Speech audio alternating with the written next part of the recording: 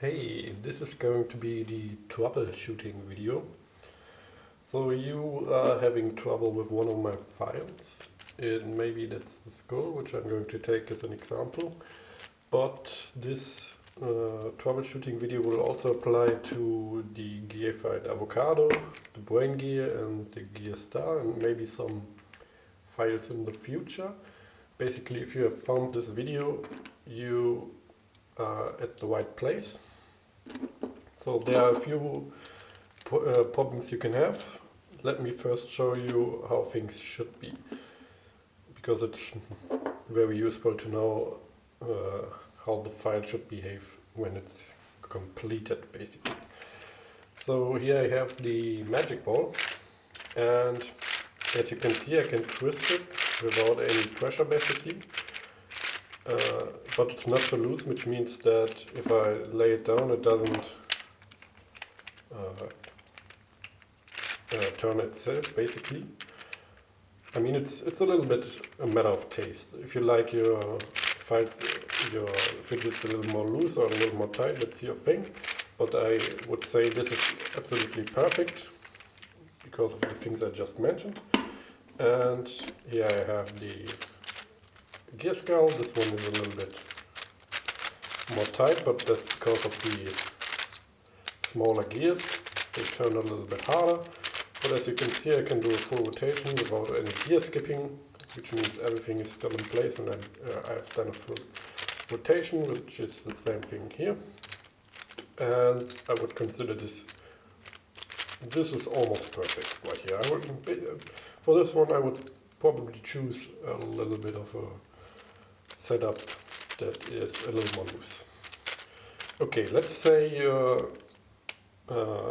your skull is a little bit too tight, which means that it's just quite hard to turn this. You need to apply a lot of force to turn this. So what you are going to need to do is there's going to be a troubleshooting folder in the files somewhere, and you're going to find an alternative hard in there. And when your skull is too tight, you are going to have to take a hard that is in the digits with the plus. So for example, the standard will always be your number 0. And if it's too tight, you want to go up in the numbers, which means when it's too tight, you're now going to take the hard with +1 or +2, for example, and it's going to be even more loose the higher you go up, basically. So for example, you start with your with the number 0 and you want to make it more loose, and it's going to get more loose the higher you go. And by the way, it's going to get more tight the lower you go. So if you have, for example, a very loose gear skull, which may even lead to the gears skipping occasionally, which means that when you make a full rotation, they aren't where they should be in the end. You might end up with a gear like this, for example. So that's the case where you want to make your thing more tight. And if you want it more tight, you want to choose a hard that is in the lower digits, which means I just said that this one would be number 0 in our files, basically. At least it would be considered number 0, and you want to make it more loose, so go down in numbers. So the next hard I would try would be the hard with -1, and then -2 if that's still not perfect. It's still too loose maybe, and then you can go down until -5, which should fix your issues at that point. Yeah, so the other thing you might be having trouble with are the connectors. So I included a few different connectors. They have slightly thicker walls, for example, and some people have had success by printing these in PETG. It can also be a problem when you print these in a different filament. You also always want to make sure that you print your gears, so these things, and your heart in the same filament, because different filaments sometimes have slightly different tolerances, and with this stuff you basically have to be absolutely perfect in the tolerances. And if you are printing with the same, all parts with the same filament, even if you are having a little bit of an error in your tolerances, that doesn't really matter, because you are having that error in every part, which means if it's, for example, the holes are printing a little bit too big, then your stuff is also going to print a little bit too big.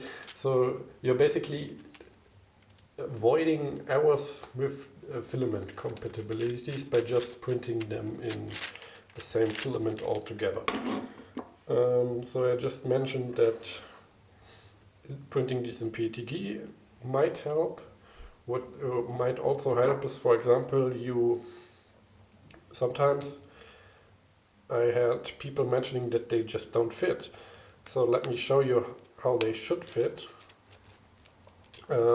Basically, these connectors should be able to rotate completely when you just grab the connector, and you should be able to rotate the heart completely. If you can't, then they are too big. Basically, the connectors are too big or the hearts are too small. But you can only fix one thing, so try to scale the connectors down until they fit like this.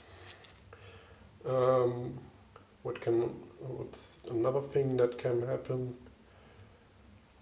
Yeah, so I think I've got everything covered now. Basically, you can try to scale them in your slicer. There's always in every slicer an option to scale your stuff asymmetrical, which means, for example, for these things, I wouldn't scale them uniformly, because that will also make them longer, but you don't want that to happen, because they have a specific length that is supposed to work in here. So you kind of want to only scale them in the thickness, basically.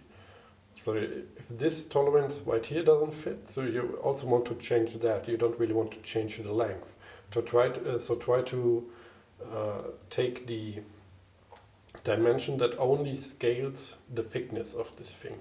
Also make sure that you scale this completely round.